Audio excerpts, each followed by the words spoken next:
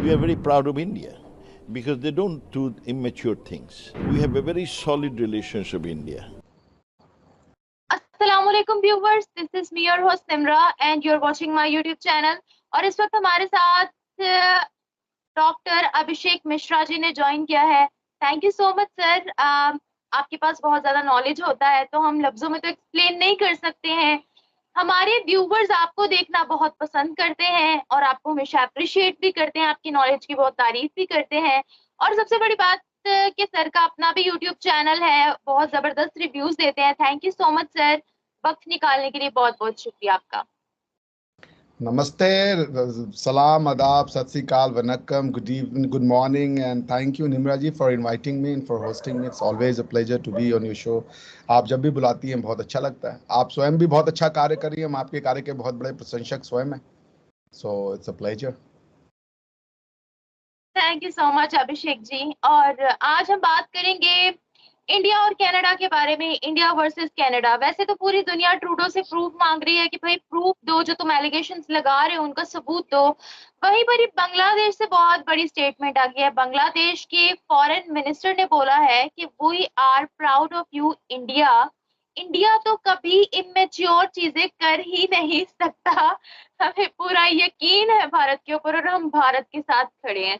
इससे पहले पेंटागन के एक्स ऑफिशियल ने बोला कि भाई अगर हमें कनाडा और भारत में से किसी को चूज करना पड़े तो हम भारत को चूज करेंगे। अब बांग्लादेश की जानिब से बहुत बड़ी स्टेटमेंट आती है, तो क्या कहते हैं सर आप इसके बारे में? देखिए, बहुत अच्छा क्वेश्चन उठाया आपने। तो ये तो उनको समझना चाहिए कि ये आपको समझना चाहिए कि जो कनाडा ने किया, जो जस्टिन ट्रूडो ने किया, उससे बड़ा इमेच्योरिटी तो कुछ हो ही नहीं सकता। जस्टिन ट्रूडो का एलिगेशन ये है कि हरदीप सिंह निज्जर जो है वो चूंकि कैनेडियन सिटीजन था और उसकी हत्या की गई है, उसमें एक संभावना उन्होंने व्यक्त की है। क्रेडिबल एलिगेशंस कह रहे हैं वो कि देयर इज अ विश्वसनीय, जो मतलब जो इल्जाम लगाया जा रहा है वो विश्वसनीय हो सकता है। कल को आप मुझे कह दें कि आप तो फलाना के किलर हो और ये एक चूंकि आपकी बात विश्वसनीय लग रही है, इस आधार वाली बात हो गई बिना किसी टेंजिबल और हार्डकोर एविडेंस के। तो देखिए, कौन है निर्झर? अगर निर्झर एक आम आदमी होता, सामान्य आदमी होता, तो ये वाकई में, मैं भी इसको कहता, ये बहुत, क्योंकि भाई किसी की हत्या हुई है, छोटा मोटा विषय नहीं है ये। हत्या होना बहुत बड़ा विषय है, क्योंकि पूरा आज का जो इंटरनेशनल कम्युनिटी है या जो ये प्रेजेंट वर्ल्ड ऑर्डर है, उसका उसका जो धुरी है, उसका जो सेंटर है, उसका जो पिवट है, वो ह्यूमन राइट्स है। बिकॉज ह्यूमन राइट्स पे ही सब कुछ है। मानव नहीं होगा तो ये देश और ये राष्ट्र और ये तरक्की और ये इकोनॉमिक्स डेवलपमेंट क्या होगा इसका? अगर हम आप ही नहीं रहे निम्रा जी, तो इसका क्या कर लीजिएगा आप? Therefore, it was a very serious issue. But the thing is that कि आप ये मानव या ह्यूमन राइट्स या मानवाधिकार तभी हो सकते हैं, इंसानी हकूक तभी हो सकते हैं जबकि ऐसे मानव जो इनको इनको डिस्ट्रॉय करना चाहते हैं, आप उनसे लड़ें। देखिए, हमेशा ही इवल फोर्सेस होंगी आपके यहाँ पे ना। जैसे हमारी बॉडी में इम्यून सिस्टम इसलिए होता है ताकि कोई अगर गलत चीज हमारी बॉडी के अंदर आ जाए तो इम्यून सिस्टम उससे फाइट कर सके। तो हरदीप सिंह निज्जर की जो बैकग्राउंड थी वो उन्होंने साफ कर दी। उन्होंने ट्रांजैक्शन, जब आप देख रहे हो कि एक ट्रांजैक्शन का एक सिरा है कि भाई हरदीप सिंह निज्जर की मौत हुई, प्रश्न ये है कि क्यों मौत हुई। अगर आप ये कह रहे हो कि इंडिया ने उसकी हत्या करवाई है, इंडियन एजेंट्स ने करवाई है, तो क्यों करवाई है? All of a sudden Canada में इतने सारे लोग रहते हैं, why Hardeep Singh Nijjar, why not someone else? आप समझ रही मेरी बात? सो पॉइंट ये है कि आप अगर ये बात कह रहे हो कि हरदीप सिंह निज्जर की मौत की गई है, हत्या की गई है, तो क्यों की गई? Was he a very noble person? Was he a freedom lover? और क्या उनकी कंट्रीब्यूशन थी? भाई वो एक आतंकवादी थे। मैं न्यूज़पेपर देख रहा था कि अमेरिका के जो नो फ्लाइंग लिस्ट में हरदीप सिंह निज्जर का नाम था। वो आपकी कंट्री में आकर के वो आर्म ट्रेनिंग लेके जा चुके थे। इंडिया ने, और इंडिया में हमारे पंजाब में एक हिंदू पुजारी की हत्या हुई थी, उसमें उनका नाम था। इंडिया ने कनाडा को सारे डॉक्यूमेंट्स दिए थे कि भाई इनको आप हमारे हवाले करो।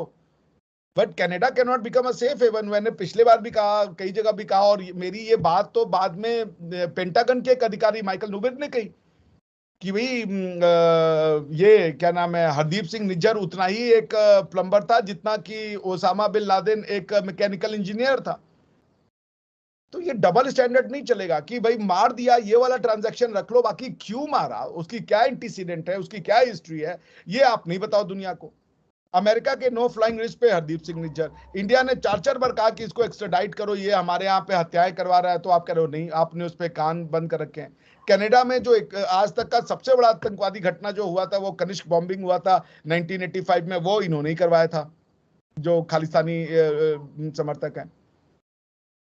तो पॉइंट है कि Justin Trudeau played with the fire and he has rightly been isolated, कोई उनके साथ नहीं खड़ा है। जब जैसे जैसे हरदीप सिंह निज्जर की सच्चाई सामने आएगी, डुअलिज्म या double standard of the west on terrorism वो सामने आ जाएगा।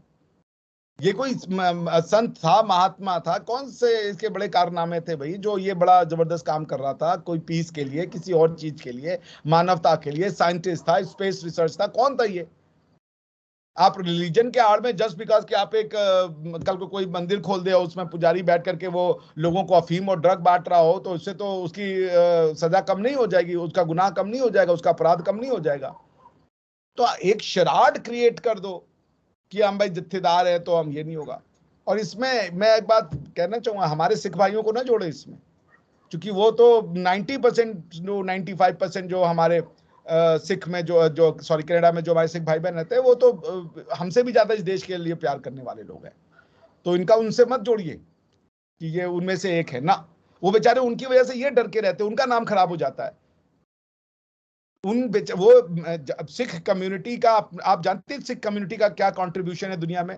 कहीं भी भूखा मरता है कोई ना, तो सिख उसको खाना खिलाने पहुंचता है। यूक्रेन में हुआ था लड़ाई, तो सिखों ने जाकर के लंगर लगाते वहां पे फ्री में खाना खिलाया था।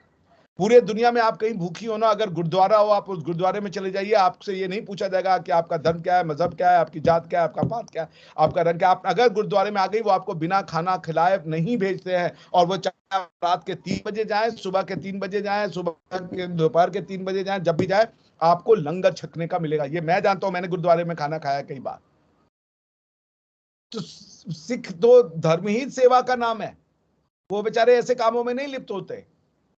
सिख कभी भी आतंकवादी घटनाओं में नहीं इन्वॉल्व होते, वो तो डिफेंस के लिए बने हुए हैं। उनका 2 काम है, आत्मरक्षा और मानव की सेवा। जब युद्ध नहीं होता है तो सिख बेचारे जो हैं वो जितने भी होते हैं वो खाना खिला रहे होते हैं। हमारे यहाँ पे आप देखिए, जितने बड़े बड़े रेस्टोरेंट और बड़े वो होंगे ना, वो सारे सिख बंधु भाई बहन करते हैं, क्योंकि ये उनके धर्म का पार्ट है, हमारे ही धर्म का पार्ट है। मैं तो सिख भी हूं, मैं तो अपने आप को सिख भी कहता हूँ, हिंदू भी कहता हूँ, सब भी कहता हूँ, क्योंकि जब तक सिख जो है भगवा बांधेगा, वो हमसे कैसे अलग हो जाएगा। तो पॉइंट ये है कि इसको सिखिज्म से जोड़ने की आवश्यकता नहीं है, इसको गुरुद्वारे से जोड़ने की आवश्यकता नहीं है। गुरुद्वारे में मैंने कितनी बार लंगर खाया, गुरुद्वारे लोगों को भोजन कराता है, लोगों को शेल्टर देता है। आप कभी विदेश में जाएं, आपके पास कहीं कुछ नहीं हो ना, आप गुरुद्वारे चली जाइएगा, आपका भोजन गारंटीड हो जाएगा, आपको रहने की जगह मिल जाएगी। ये है हमारे गुरुओं की शिक्षा। जी,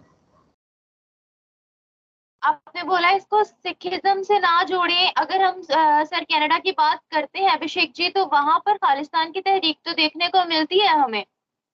हाँ, तो तहरीक तो कोई भी हो सकता है, तहरीक तो हिंदू भी बहुत सी चला रहे हैं, इसमें क्या फर्क पड़ता है? इसको रिलीजन से ना जोड़े ना, वो रिलीजियस मैंडेट नहीं है। एक अगर हिंदू किसी का रेप रिलीजन कर से रहा है, नहीं जोड़े। हाँ मैं वही कह रहा हूँ कि जो लोग जोड़, मैं उनकी बात कर रहा हूँ कि अगर एक हिंदू किसी का रेप कर रहा है, तो वो इसलिए नहीं कर रहा कि उसको हिंदुइज्म कह रहा है कि रेप करो, वो रेप कर रहा है क्योंकि वो एक अपराधी है। तो उसी तरीके से अगर खालिस्तान मूवमेंट हो रहा है, तो खालिस्तान मूवमेंट कोई सिखिज्म का वो थोड़े, वो सिखिज्म में लिखा है कि अगर सिख रहना है तो खालिस्तान चाहिए, ऐसा कहीं नहीं लिखा है सिखिज्म। मैंने तो कहा कि भाई सिखिज्म तो सेवा का धर्म है, ये गुरुओं की परंपरा हमारी सेवा की है। सिख का मतलब भूखे को खाना खिलाना, सरबत दा भला, सरबत मतलब सबका, सर्वत्र, और यही बेसिकली हमारे हिंदुइज्म का वो है। तो जैसे सिखिज्म, जैसे जूडो क्रिश्चियन ट्रेडिशन है ना, जैसे जूस और क्रिश्चियंस को आप अलग नहीं कर सकते, क्रिश्चियंस एग्जिस्ट ही नहीं कर सकते विदाउट ओल्ड बाइबल के, यानी कि ओल्ड टेस्टामेंट के। तो जैसे जूडो क्रिश्चियन ट्रेडिशन है, वैसे हिंदू सिख ट्रेडिशन है। जितने जितने क्रिश्चियन जूस से अलग है, उतना ही सिख हिंदू से अलग है। आप समझ नहीं है? दोनों, बिना हिंदुइज्म के सिखिज्म नहीं हो सकता, और बिना सिखिज्म के हिंदुइज्म नहीं हो सकता। दोनों एक दूसरे के पूरक हैं, दोनों एक दूसरे से अलग भी हैं, लेकिन दोनों एक ही, जैसे कि आप देखिए यूरेनियम थोरियम में चेंज हो जाता है, थोरियम यूरेनियम में चेंज हो जाता है रेडियो एक्टिविटी के कारण। तो ये it's a judo Christian tradition. Sikh एक अलग धर्म जरूर है, मगर उसके नाभि में, उसके न्यूक्लियस में हिंदुइज्म है। This is as true as सर्वदा भला, सर्वे संतु निरामया, सर्वे संतु सुखिना। और क्या है ये? सर्वदा भला ही है ये। तो हमारे सिख भाई बहन की एक अलग अपनी आइडेंटिटी है, मगर वो आइडेंटिटी कंप्लीटली लेस्ड विद जो हमारी सनातन की आइडेंटिटी है, जो हमारी हिंदू की आइडेंटिटी। देखिए उनका भी रंग क्या है, भगवा ही है उनका रंग। आप समझ रहे हैं ना? तो जैसे जूडो क्रिश्चियन ट्रेडिशन है, वैसे हिंदू सिख ट्रेडिशन। जी बताएं। तो इसलिए यही है। अच्छा तो अभिषेक, एक मिनट में आपके क्वेश्चन का जी जवाब दे दूं कि ये जो खालिस्तान मूवमेंट है, ये पॉलिटिकल मूवमेंट है। इसको धर्म से जोड़ने की तो कोई आवश्यकता नहीं है। पॉलिटिकल मूवमेंट किसी की कोई भी पॉलिटिकल विचारधारा हो सकती है, उससे धर्म का क्या लेना देना है? पॉलिटिकल मूवमेंट तो कुछ भी हो सकती है। अब वो कनाडा में बैठ करके, अब आप सुनिए, हमारे जो सिख भाई बहन हैं ये हमारे एयर चीफ मार्श है वो धनोआ साहब, कश्मीर में 370 हटाने वाले 2-2.5 लोग ही हैं उनमें। एक है प्रधानमंत्री जी, गृह मंत्री जी, और दूसरे हैं हमारे जो उस समय के कोर कमांडर थे उस एरिया के, श्री केजीएस ढिल्लों साहब, जिन्होंने, जिनकी बुक, उनसे पूछा था जब आर्टिकल 370 हटाना था ना निम्रा जी, तो अमित शाह जी गए और उन्होंने कश्मीर के उस समय के जो कोर कमांडर थे, या चिनार कोर के हेड थे, हमें उतनी डेजिग्नेशन सही नहीं है, उनका नाम है केजीएस ढिल्लो, टाइनी ढिल्लो भी कहते हैं उनको, बड़े लंबे हैं, 6.5 फीट के हैं, तो उनका मजाक में नाम टाइनी रखा हुआ है।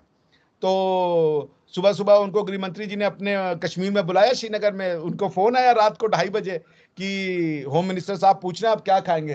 तो ढिल्लो साहब ने कहा भाई हमारे लिए स्पेशल क्या बनेगा, जो सब खाएंगे होम मिनिस्टर साहब के साथ हम भी वही खा लेंगे यार, ऐसा क्या पूछ रहे हो हम। तो वो बेचारे परेशान हो गए। तो उन्होंने कहा नहीं नहीं नहीं, सब नहीं आ रहे हैं, बस आप और होम मिनिस्टर जी होंगे और कोई नहीं होगा। तो यार उनके पसीने छूट गए। उन्होंने कहा यार ऐसा क्या हो गया भाई, होम मिनिस्टर साहब सिर्फ हमारे साथ खाना खाएंगे। तो फिर उन्होंने कहा ठीक है भाई, जो ये बनवा देना, जो गुजराती और जो पंजाबी फूड होता है बन जाएगा, उसमें क्या दिक्कत है। तो केजीएस ढिल्लों साहब बैठे, वहां सिर्फ अमित शाह जी थे, वहां केजीएस ढिल्लों साहब थे। ये उनकी किताब आई है, कितने गाजी आए कितने गाजी गए, उसमें ये उन्होंने लिखा है।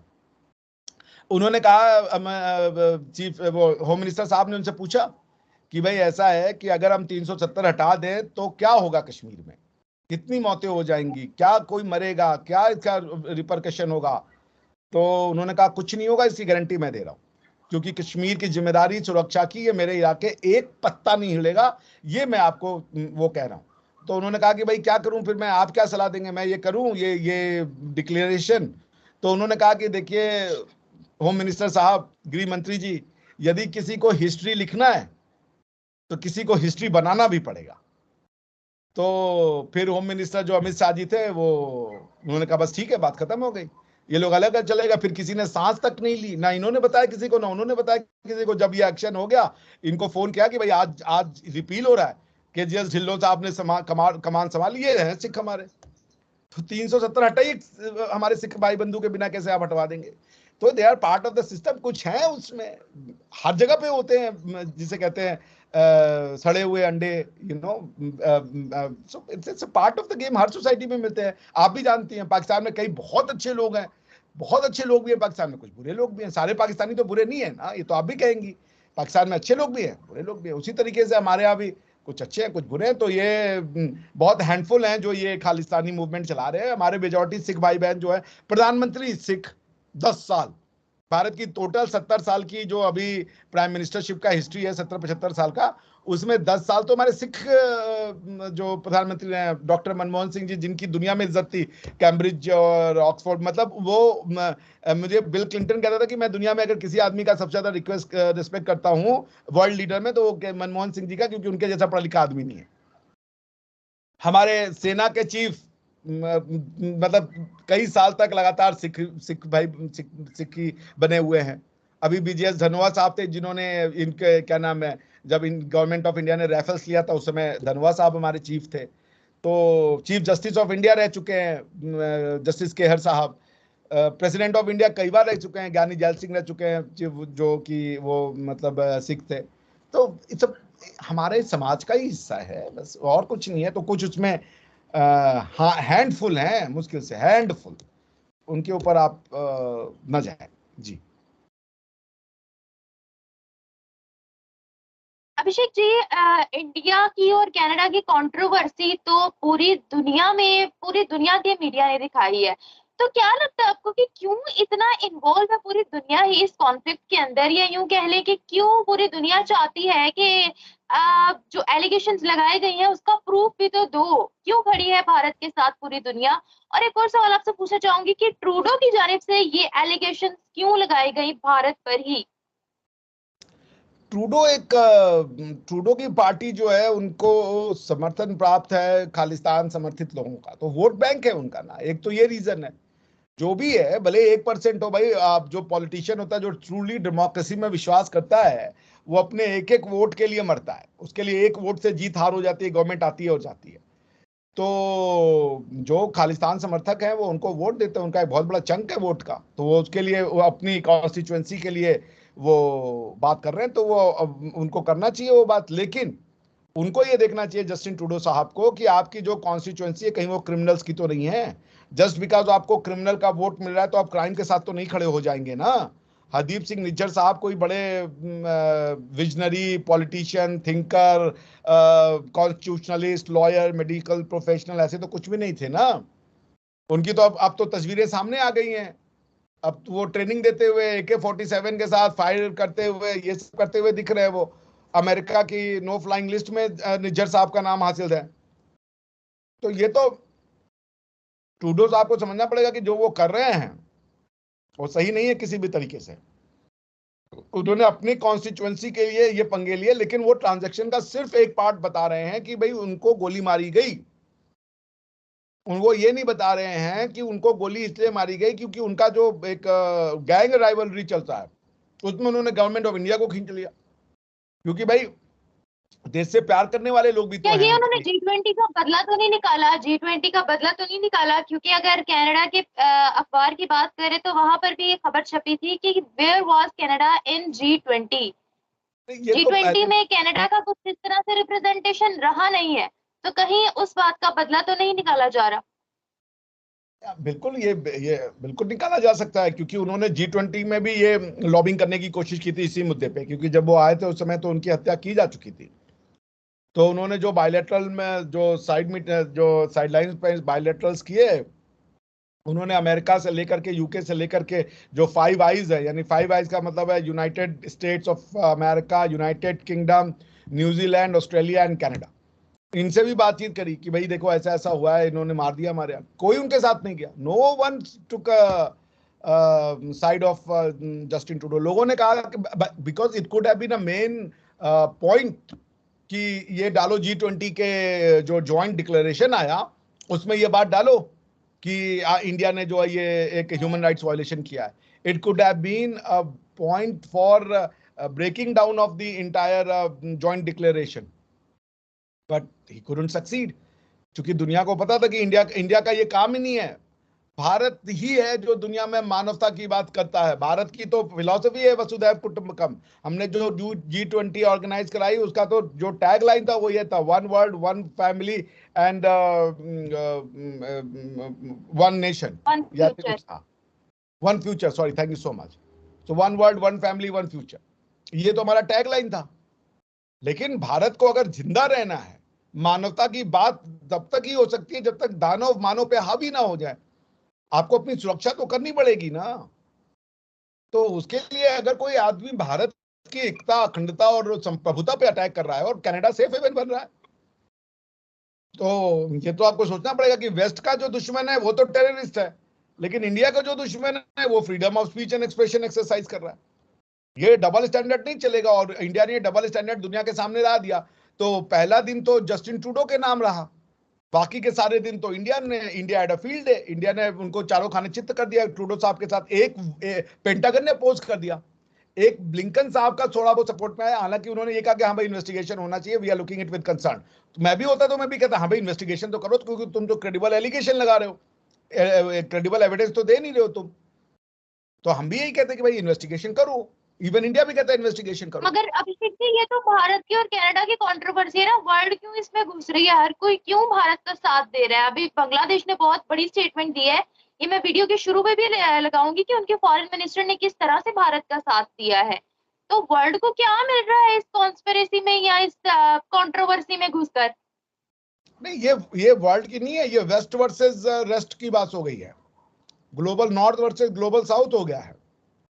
क्योंकि कनाडा में तो कल ही अभी पेंटागन के उन्होंने कहा कि an ant taking on an elephant, एक चींटी हाथी से भिड़ने का प्रयास कर रही है। ये तो पेंटागन के ऑफिसर का था कि कनाडा इज अ चींटी, तुम हाथी से लड़ रहे हो जाकर के।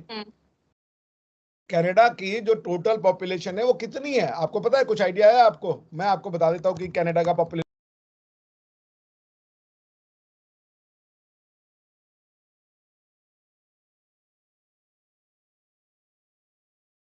आपका माइक म्यूट हो गया अभिषेक जी। 3.82 करोड़ जो है वो पॉपुलेशन है, 4 करोड़ भी नहीं है। और हम यहाँ 140 करोड़ हैं, हमसे वो पंगे ले रहे हैं।